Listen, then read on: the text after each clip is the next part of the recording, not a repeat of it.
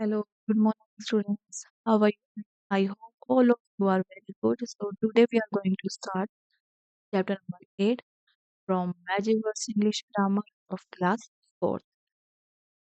So, chapter name is Verbs. So, in this chapter, we will learn about what is verb, main verb, helping verb, transitive and intransitive verb, direct and indirect objects, form of verbs. So, match the nouns, animal's name with their suitable verbs, their sounds. Lion, go. Duck, quake. Horse, neigh. Frog, rock. Monkey, chatter. Elephant, drum.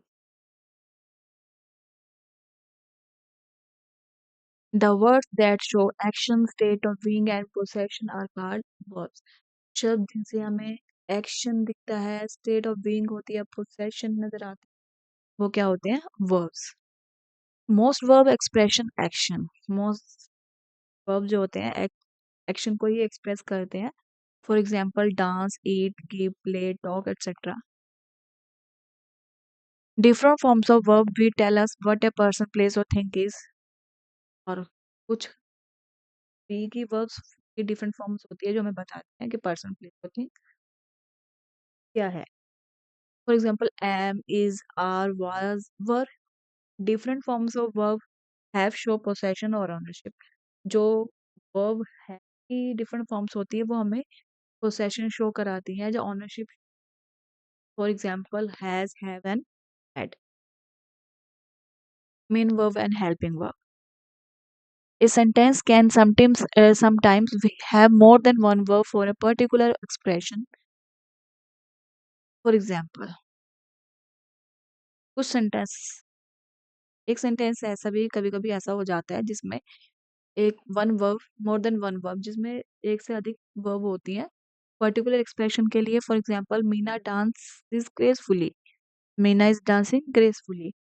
अब यहाँ पर dance is one verb है, but Meena is dancing gracefully यहाँ पर to verb का इस्तेमाल. A verb which has major meaning in terms of action is called a main verb. जिस verb से मेजर मीनिंग निकल रहा हो एक्शन का उसे हम कहते हैं मेन वर्ब. जैसे dances, dancing. A verb which support the main verb to form the structure of sentence and gives is added information about the action expressed by main verb. Verb जो main verb को support करती है sentence को better structure बनाने के लिए और action के बारे में इंफॉर्मेशन मोर ऐड करती है मेन वर्ब के द्वारा, उसे हम कहते हैं हेल्पिंग वर्ब या axillary verb. Is comes before the main verb in the sentence. जैसे कि इज जो है मेन सेंटेंस से पहले आई हुई है. Transitive and intransitive verb. Transitive verb indicates the transfer of the action from the subject to the object. Transitive verb जो है एक्शन को ट्रांसफर करता है सब्जेक्ट टू ऑब्जेक्ट की तरफ. A transitive verb can not be used in a sentence without an object. Transitive verb का sentence जो होता है वो विदाउट ऑब्जेक्ट नहीं होता. For example I baked a cake, I rode a bicycle. First sentence में एक्शन क्या है? बेक. सेकंड में रोड. सेकंड स्ट्रक्चर में एक्शन जो है ऑब्जेक्ट को कर रहा है. बेक करा क्या है? Bake cake. और राइडिंग क्या करी है? Bicycle. Intransitive verb does not indicate the transfer of the action to the object. तो intransitive verb में जनरली मोस्ट ऑफ जो है ऑब्जेक्ट यूज नहीं होता. To indicate an action by using intransitive verb, ये एक्शन को to indication and action. Transitive verb में intransitive verb में सिर्फ एक्शन को ही इंडिकेट किया जाता है. The object is not needed in sentence. Subject की जरूरत सेंटेंस में ऑब्जेक्ट की जरूरत नहीं होती. For example the book. I laughed. Direct and indirect object. In a sentence, the subject and the verb may be followed by an object. Sentence में subject और verb जो है किसके साथ फॉलो किए जाते हैं? ऑब्जेक्ट के साथ. An object is a noun pronoun that gives meaning to subject and the verb of the sentence. Subject जो होता है नाउन pronoun होता है जो सब्जेक्ट को मीनिंग देता है और वर्ब सेंटेंस के वर्ब को मीनिंग देता है. For example, my father drives A silver coloured car. तो ऑब्जेक्ट ने सब्जेक्ट को भी मीनिंग दिया है। सिल्वर कलर्ड कार है किसकी? माई फादर की। और ड्राइव कौन कर रहे हैं? My father. तो दोनों को सपोर्ट कर रहा है ये। There are two kind object with in a sentence, direct object और इनडायरेक्ट ऑब्जेक्ट। बट कुछ सेंटेंसेस होते हैं जिसमें डायरेक्ट और इनडायरेक्ट ऑब्जेक्ट, दो किस्म के ऑब्जेक्ट होते हैं। I sent some sweet to Shalini, subject verb direct object indirect object. मैंने जो है कुछ मिठाइयाँ भेजी हैं, मिठाइयाँ भेजने का क्या हो गया? Direct object. पर किसको भेजी हैं? शालिनी को, जो हो गया इनडायरेक्ट ऑब्जेक्ट। तो पहले direct object. A direct object is noun pronoun that receive the action of verb. Direct object noun pronoun कोई भी हो सकता है जो एक्शन ऑफ वर्ब को रिसीव करते हैं। What, whom, for example I sent, क्या भेजा? सम स्वीट्स फॉर रिपेयर्स, क्या रिपेयर करा? बाईसाइकिल। तो सम स्वीट और बाईसाइकिल क्या हो गया? Direct object. नेक्स्ट है indirect object. Indirect object is a noun pronoun for which the action is done. Indirect object भी नाउन pronoun ही होता है, बट कौन सा एक्शन डन हुआ है वो बताया जाता है। टू whom, फॉर whom, किसको और किस लिए।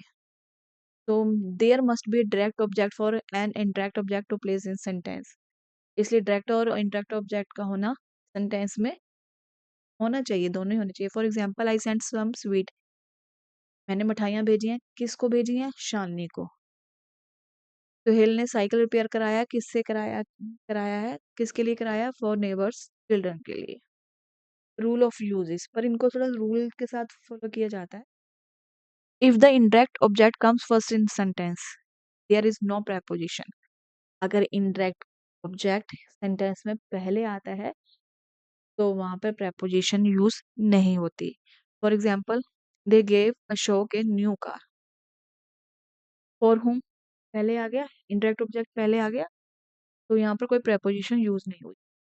If the indirect object comes second और later, a preposition must be used. अगर indirect ऑब्जेक्ट सेकंड नंबर पे आता है या लेटर आता है तो प्रपोजिशन का यूज होता है। For example, they gave a new car to Ashok. Third में, अगर डायरेक्ट ऑब्जेक्ट और नाउन है, इट और दिस, और तो ये पहले आएगा और क्या यूज होएगी? Preposition. For example, I bought it for my sister.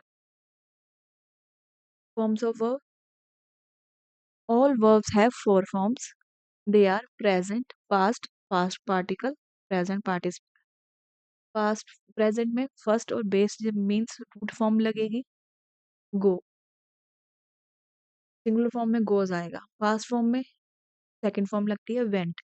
Past participle में थर्ड फॉर्म गोन। प्रेजेंट पार्टिसिपल में फर्स्ट फॉर्म के साथ बेस फॉर्म के साथ आईएनजी।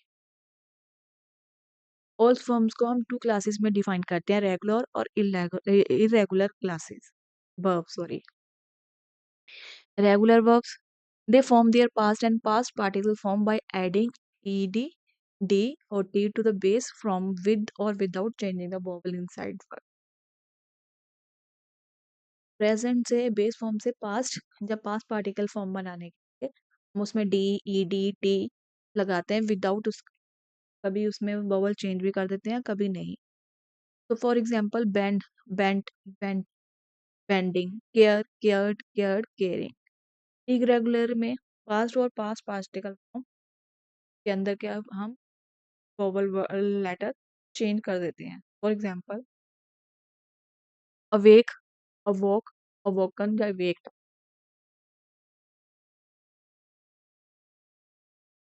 गलत है इसका।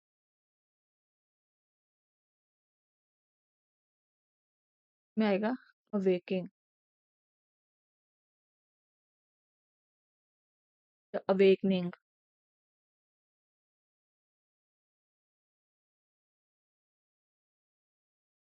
ईट, ate, eaten, eating, find, found, found, finding, get, got, get। Some verb remain the same in the present, past and past part। कुछ forms तो तीनों फॉर्म्स में सेम रहती है। Put, put, putting, set, set, hit, important point. Verbs are words that describe a physical action or state of someone or something. The verbs that show action are called main verb. The helping verb help. The main verb has, have, had, is, am, are, was, were, are some helping verbs. Transitive verb is that where the action is transferred or passed over the verb to another object. Intransitive verb is also an action word, but unlike transitive verb, no action is transferred or passed over to another object. A direct object is a noun, pronoun that receives the action of verb. It answers the question what and whom. An indirect object is a noun, pronoun for which the action is done. It answers the question to whom and for whom. I hope आपको ये chapter अच्छा लगा होगा। Thank you.